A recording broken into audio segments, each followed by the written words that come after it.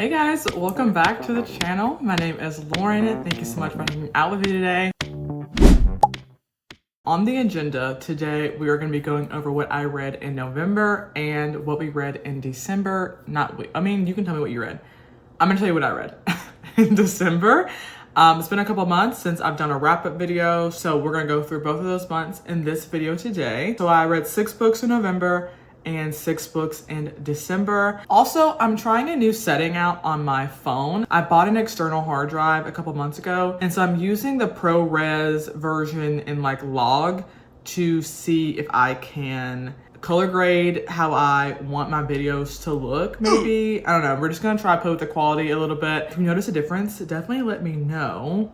But anyways, without further ado, let's just go ahead and get into it. So I'm gonna start off with the audiobook that I listened to in November, which was called Second Tides, The Charm. And this is by, let me look at the author's name because I don't remember. And her name is Chandra Blumberg, sorry. Okay, we're gonna start over. Written by Chandra Blumberg. So this is a romance book and it features 2 Black marine biologists who specialize in sharks. I really enjoyed this book. I thought it was super cute. I ended up rating it 3.75 stars. It hit the spot for what I was kind of wanting at the time when I was listening to this. I did like the audiobook narrators too. I think they did a really good job as well. Yeah, it was really cute, fluffy, pretty quick. It wasn't a crazy hard read. It is a second chance romance book. Unfortunately, I don't remember our 2 leads' names, so I'm just going to use hero and heroine. So our hero and heroine dated when they were in college, and then our heroine kind of got cold feet. She was scared about settling down with someone, and so they essentially ghosted each other. They just stopped communicating. So it's been several years now, I think 10 to 12 years since the last time they spoke. Our heroine is kind of in between jobs. She's not really sure what she wants to do with her shark research. She doesn't have a program or anything, but then the opportunity comes for her to work with a shark research team to kind of get her foot back in the door so she can do the research she wants to do. And lo and behold, guess whose boat she's going to be chartered on? Her ex-boyfriend. Really enjoyed this book. I thought it was really cute. I liked the romance between our hero and heroine. It felt kind of average though. I wasn't overly swoony about them at all. The only thing that I didn't like, again, was the chemistry between our 2 leads. And also it was really, really heavy on shark facts.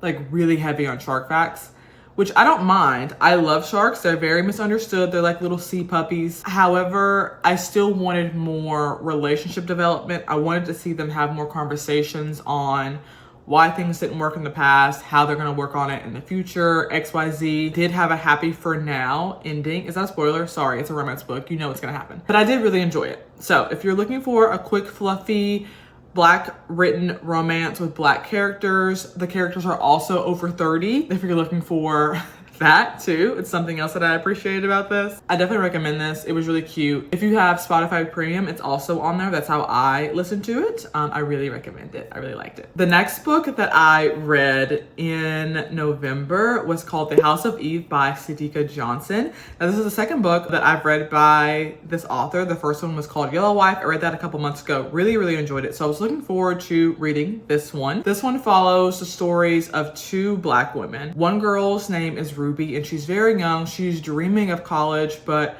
unfortunately she lives in essentially the hood of Philadelphia in poverty. Her mother doesn't want her. Her mother's boyfriend has unfortunately coerced her and basically assaulted her, and then her mom caught them and threw Ruby out because she blamed Ruby for being fast, which was infuriating to read. Anyways, and then we also follow the life of a young woman named Eleanor who's in college, and she's trying to get accepted into this really prestigious sorority at her college. But because she is a darker skinned Black woman, the sorority is full of lighter skinned Black women. They do not accept her into the program because of the color of her skin, even though she has all of the credits and recommendations, XYZ. It explores the themes of colorism as well. Eventually, these 2 women are forced to kind of make a decision between the 2 of them that will kind of change their lives forever, both of them. and their lives are kind of parallel to each other. Even though they're both experiencing totally different things, they are in a way interconnected. I really enjoyed this book. I did kind of see what was going to happen at about the 50% mark. I do think that Yellow Wife is a stronger book by Sadeqa Johnson. I did really enjoy this book. Ruby's story kind of reminds me of the movie A Bronx Tale with Robert De Niro in it. I love A Bronx Tale. Ruby's story is basically a Bronx Tale, but if everything went wrong. Which it kind of already did go wrong in The Bronx Tale, but even worse. So that's a little sneak peek on Ruby's side of the story. So I really enjoyed The House of Eve. If you're looking for some books to read during Black History Month for February, I definitely recommend The House of Eve as well as Yellow Wife too. Okay, one of the thrillers that I read in November was called This Might Hurt, and it is by Stephanie Wrobel. Wrobel. I think it's Wrobel.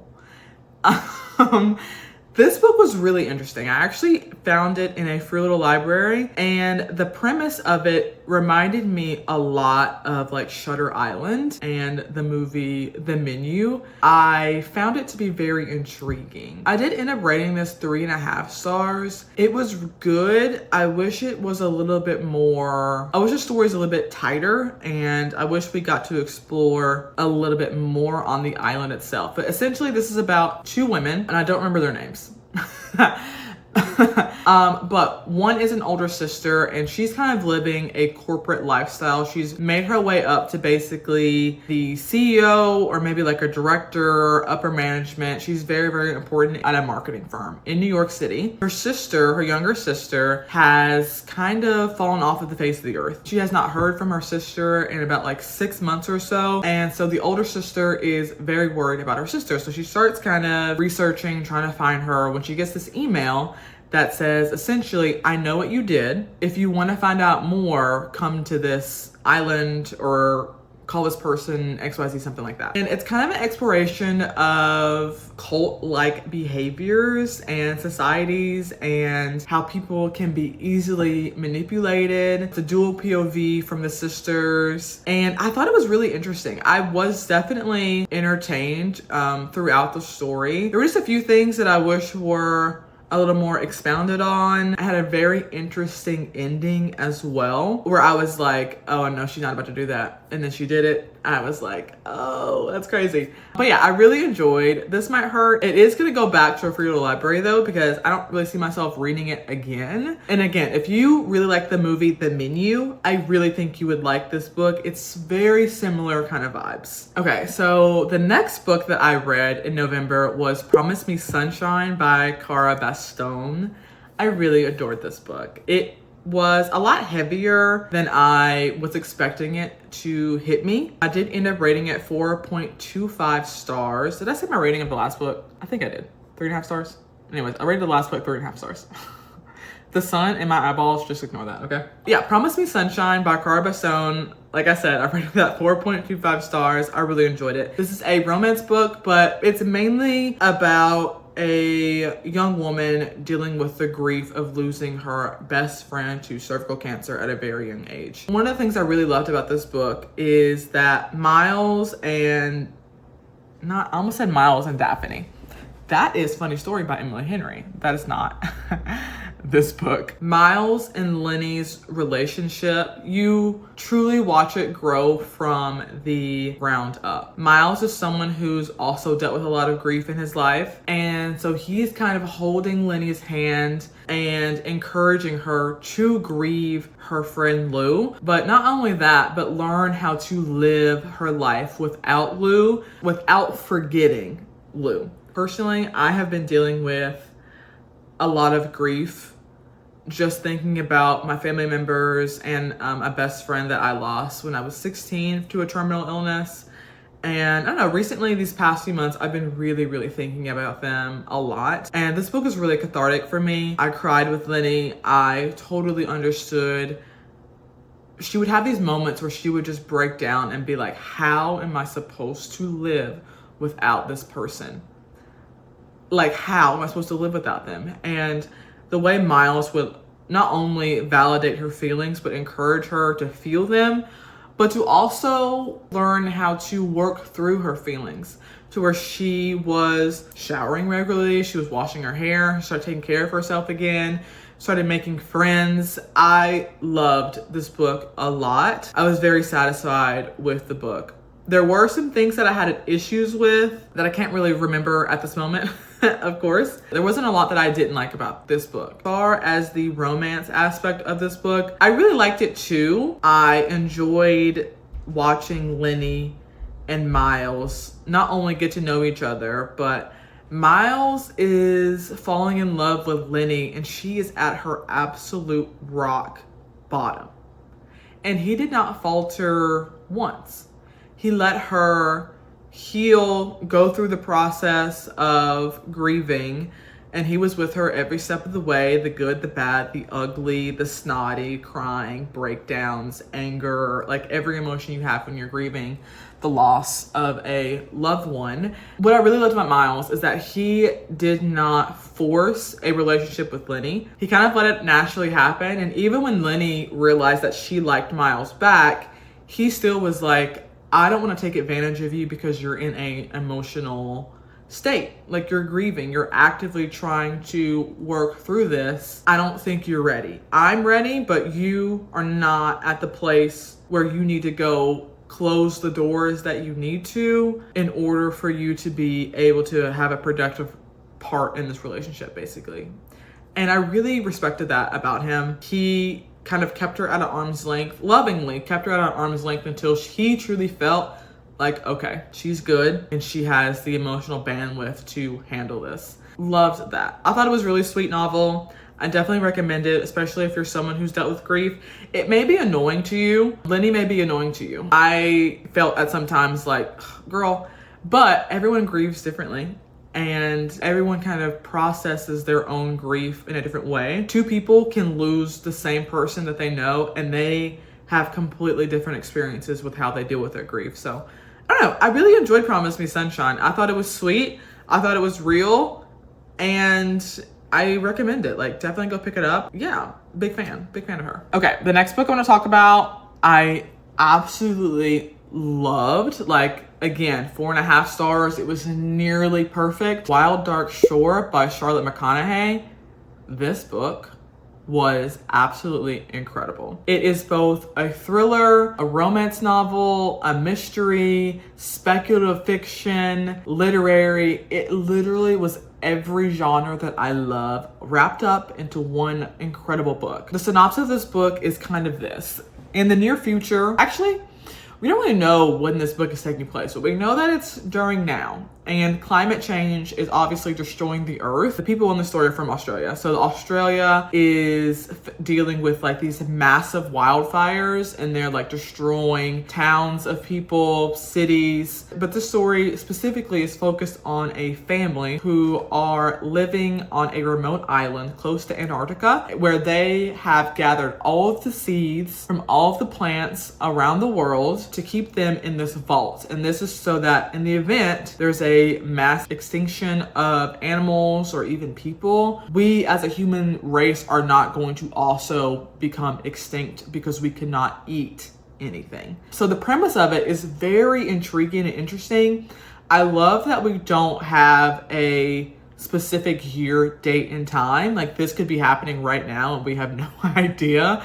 This family is living on this island and there's this huge storm. Then as the dad is kind of doing his rounds around the island, his children find a woman has washed up on the shore of their beach. So they save this woman, kind of nurse her back to health because she's like literally half dead in a coma for a while. And they're kind of nursing this one back to health. So the mystery is, 1, who is this lady?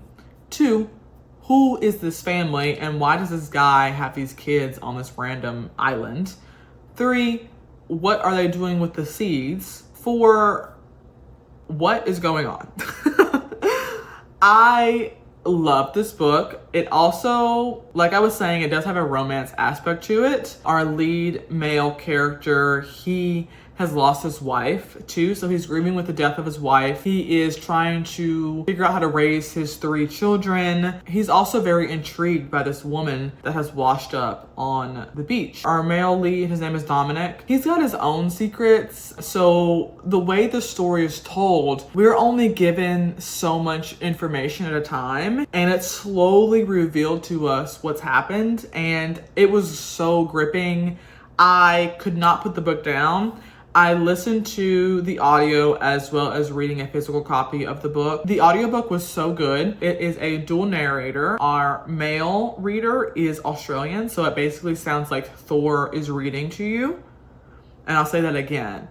Thor is reading to you, and that's like, absolutely, I'm locked in to that. Great voice on this guy. And our female lead, she did an awesome job too on her parts. I really, really, really enjoyed this book. I thought it was gripping and exciting and non-linear, and I thought that the romance in it was like forbidden, but it didn't feel forced. It's like you're really rooting for these 2 people, but at the same time, you're like, girl, you do not know all about him. We barely know about him. You certainly don't. Even the children have their own secrets and mysteries that they're keeping from their father. I adored this book. I think that of all the books that I'm going to talk about today, this is one of them that I would really love to see an adaptation for. Specifically like an A24 Studios film. I think they could do a really awesome job with this. I would love to see an A24 Studios tackle this. I think it would be an awesome movie, and I would need the movie to be like 3 hours long.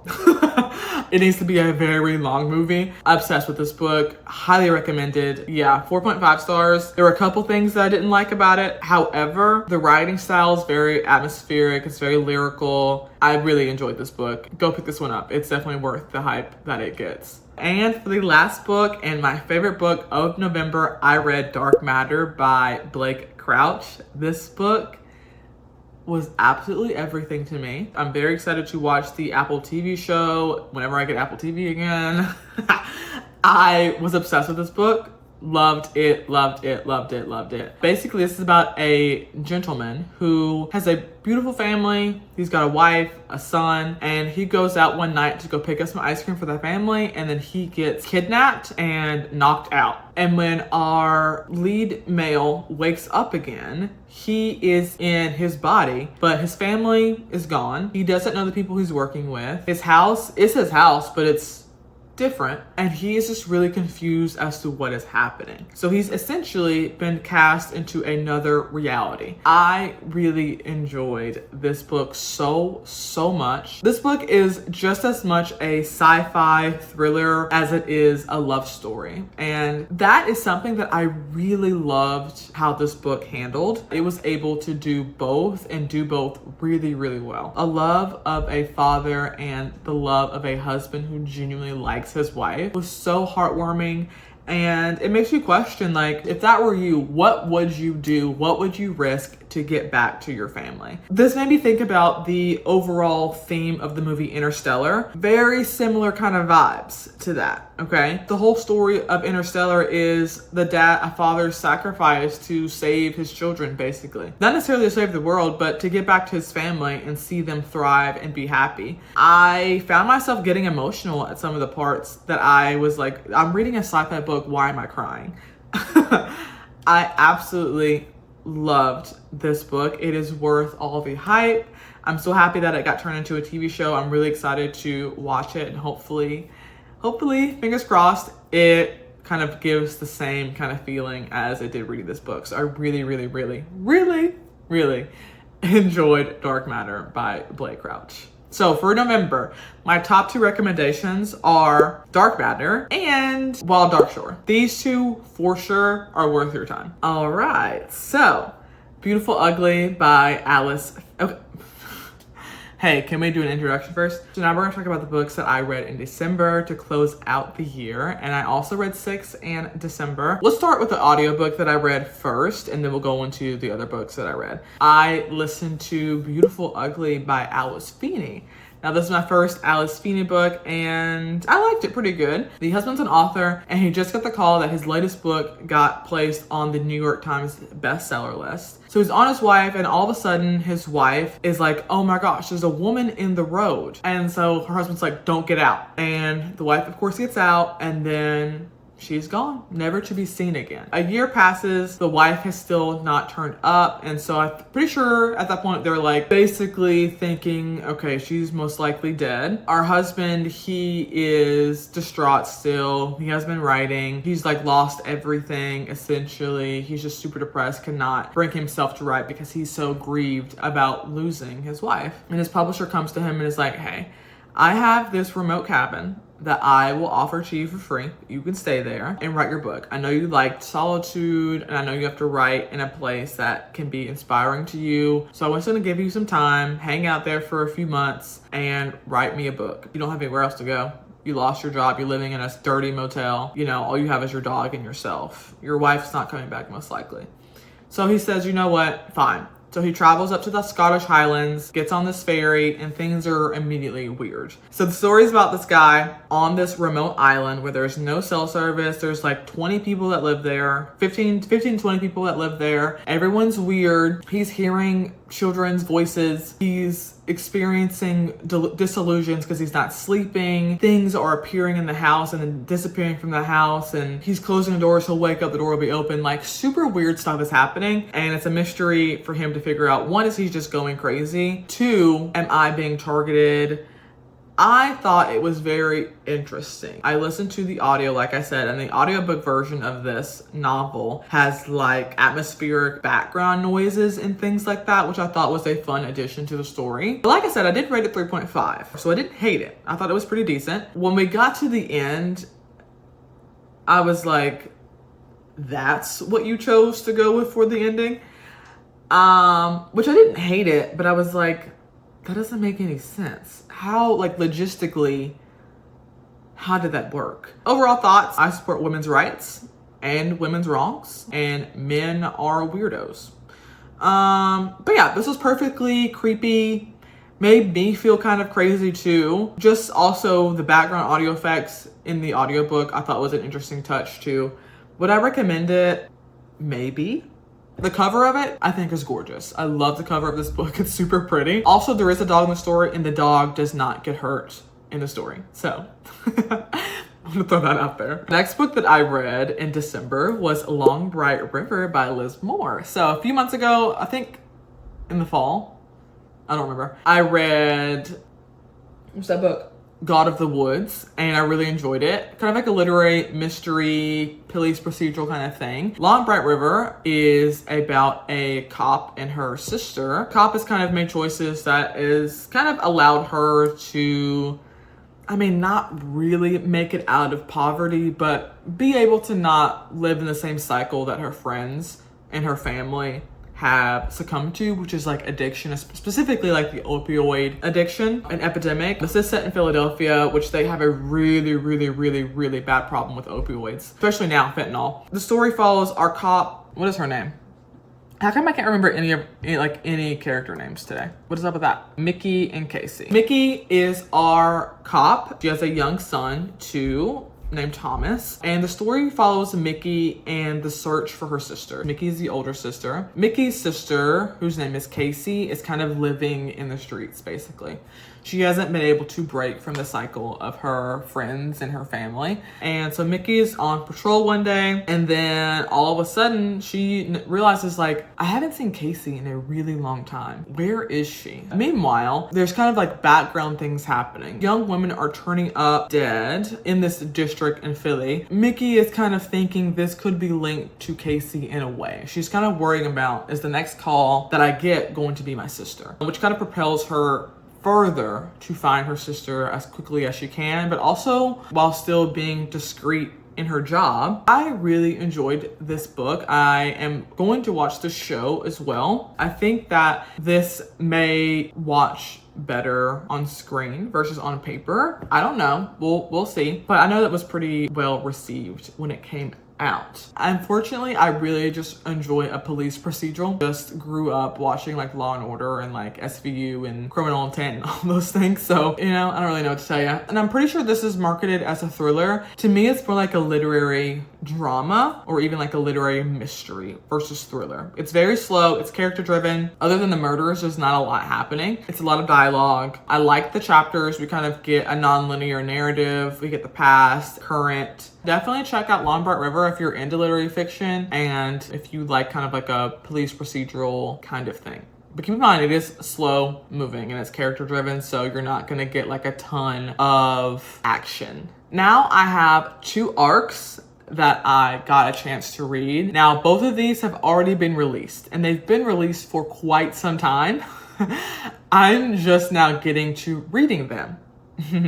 Both of these were released in the summer, I'm pretty sure. The first one is called As a Last Resort. This is by the actress Kristin Wollett. This is kind of like a classic romance novel. There's a girl who grew up in a small town. Something crazy happens right as her senior year, so she moves away for college, and now she's been living in New York City, chasing her dreams to be the head of this marketing firm. And what do you know? The marketing firm sends her back down to her hometown to kind of place a bid on land because she works in like real estate development, essentially. And of course, while she's down there, she runs into her ex-best friend's older brother, who she's always had a crush on. And they start interacting, but of course she's kind of standoffish and he's like, okay, whatever. I love this book. I thought it was really cute. It's set on a fake island in Florida. Very good. I will say check your trigger warnings low key because it talks about like parental abuse, emotional abuse, also alcoholism with a parent, living with an alcoholic parent, also death of a parent. So that's some heavy stuff in there. I really enjoyed this book. This is Kristin's debut novel. Hey, can I speak? Novel? Really? Anyways, this was Kristin's debut novel. And I think it was really good for a debut. I rated it 4 stars. There wasn't a ton that I had issues with. Was it the most incredible romance book I've ever read? No, but I had a really good time with it. And I would definitely recommend you checking it out for sure. Pretty sure the publisher of this was Montlake. So thank you guys for sending me a copy of this book. I really appreciate it. The next arc that I'm going to talk about is Time for You by Elizabeth Davis. Now, this is another time travel book. I've read several time travel books this year. I may do a video on all the time travel books that I've read. Because that's kind of weird, right? So this story follows a girl named Daphne, and she is currently working in the ER department as her residency to be a doctor. On her way home one night from work, she is riding her bicycle when all of a sudden this man appears and she hits him with her bicycle. They go flying, and when she finally gets to look at this guy, she's like, what are you wearing? He's got on these old-timey wool clothes, a top hat, like the full 9 yards. And he's looking at her like, what do you have on? Why are you wearing pants? You're a girl. And why are you on a bike? And she's like, excuse me, sir, what? He's like, well, what year is it? Eventually, we find out that this is a man from the 1800s, Scotland. Think Back to the Future 3. Basically, this is a book about him getting used to the 21st century while also trying to find his way back to his time. And of course, this is a romance novel, so he ends up falling for our girl, Daphne. And I thought this book was really cute. It's pretty short. It's like 250 pages or so. I rated it 3 stars. It wasn't incredible, but I liked that it kind of approached time travel as like a scientific thing that could be calculated into astrology kind of things. I also liked the fact that he would call her my lady, but in a Scottish accent. So I just thought of, you know, Gerard Butler talking the whole time, you know? I definitely would recommend it if you want like a cute, fluffy, light little romance book to read. I thought it was fun. For the last book that I read in December, and I'm gonna go ahead and say this was probably my favorite book that I read in December, I Who Have Never Known Men by Jacqueline Harpman. Hey, Editing Lauren here. Just gonna let you know that I literally say interesting probably 87 times while I'm talking about this book. I genuinely could not think of anything else to say other than interesting. So if there's a synonym that you know that works for interesting, please use that in place of when I say interesting. Or, you know, you can make it fun and take a shot every time I say interesting. I bet you will be toe back by the time I'm done talking about this book, but you know, I couldn't really think of anything else. But anyways, I hope you're enjoying the video. Okay, bye. Now, this is a translated work. I think it was written in French first. This was really popular on Book Talk like in 2021, and I've always wanted to read it. I finally got an opportunity to read it. It was in my library, so I got to pick it up and read it. This book was so interesting to me. It's kind of dark. It's definitely literary. It's definitely a character study. Let me tell you what it's about, in case you have not heard about this book. Let me go in order. Essentially, this book follows the story of a young girl who has genuinely never had any interactions with a man. She's living in this bunker with 39 other women. They have been in this bunker, they're fed through the bars, and the only men that the girls see are the guards that keep watch over the door. Now, one day, as the guards are unlocking the door or putting the keys in the door to give them their trays for food, there is a loud siren. The guards look at each other and they run away and they're gone. So the women are like, what do we do now? Eventually they decide to venture outside. And that's pretty much all I want to tell you about it. This book was so interesting. It's dystopian, it's speculative, it's literary, it's a mystery, it is introspective as well. It really makes you think about how society would be if there were truly only men, only women. And then there's like lots of fan theories about this book, which I don't want to like spoil anything, but I found it to be so interesting. The dialogue itself from our female lead, I don't remember if we get a name for her. I think she's called the Child. When she was in the bunker, they thought that she accidentally was added into the bunker because she's the only one who is her age, basically. Everyone's a little bit older than her or like very old, like elderly. Basically, the Child, she's never had an introduction to man. She also never had to deal with misogyny or patriarchal kind of like standards, things like that. But she's also never been hugged. She's also never had interactions with her parents, with her own mother. The book was just so interesting. It low-key left me feeling empty inside. Like I immediately had to start reading a different book after that to not get in a reading slump. I started reading a fan fiction so I wouldn't be in a reading slump. It left me more questions than answers, but I kind of love that about it. I definitely want to read it again for sure and take notes, annotate it. I want to look into like fan theories and forums. It was such an interesting book. And I don't know how else to like describe it because I don't want to spoil anything because I really genuinely feel like everyone should read this book. I loved it. I absolutely loved it. And that is going to be my favorite book of December. It was I Who Have Never Known Men. I think that it is, yeah, it lived up to the hype. Nearly perfect. I wish I had a little bit more answers. It's pretty complex, but also simple at the same time. I don't really know how to describe it. But yeah, those are my thoughts. Okay, so those are all the books that I read in November and December. And I would love to know what you read in November, December. Tell me your top picks for each month. And it is the new year currently when this video is being uploaded. So hey, happy January, new year, new me, right? Hopefully this year I will be more consistent in uploading. I think that beginning of the year is an easier time to upload because there's a lot of content you can make around your previous year's reading journey. So I'm excited to do that. And yeah, if you made it this far into the video, thank you. Okay, so that brings us to the end of my wrap up. I'm not gonna do a TBR for January. I may do a separate video on my first picks for January. If you like this video, make sure to like it. Leave a comment, subscribe if you haven't already. If you subscribe, thank you so much, but make sure you hit that notification bell. That way you're notified every time that I upload a brand new video. You don't wanna miss out. Come on, did you have a great time today? Yeah. Anyways, okay, bye.